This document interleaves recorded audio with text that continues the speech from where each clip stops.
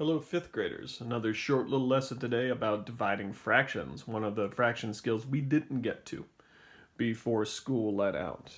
Let's take this example right here. If you're dividing fractions, you might wonder, what is 1/2 divided by 3? 1/2 divided by 3.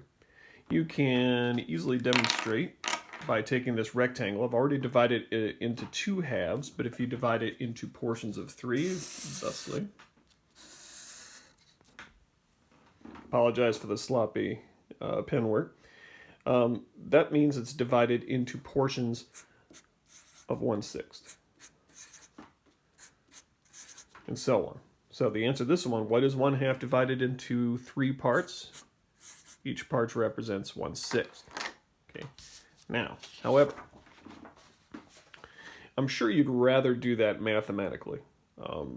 You don't want to draw out a rectangle every time you have to do a division problem with fractions. So here's the way you cycle it through. Step 1. First, you turn the second number, your divisor, into a fraction if it's already a whole number. As you can see, 3 is not a fraction yet, so we're going to turn it into 1. It's a very simple thing to do. All you have to do is write it like this, 3/1. Okay, step 2.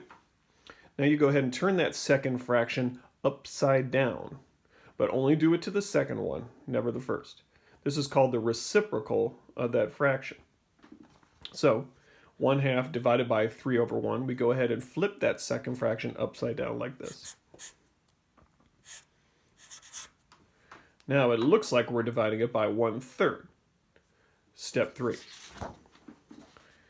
Now what you do is you go ahead and, instead of dividing those values in the fraction, or the fraction values, what we do is go ahead and multiply them instead.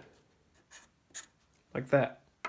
Now you can see pretty clearly, because we did practice this before we left for our break, is that if you multiply across, 1 times 1 makes 1, and then also 2 times 3 makes 6. So that matches pretty well with the picture that we drew to get started. Okay, that's all we got to say about that. I may have some more practice videos later on. Now, back to the coffee.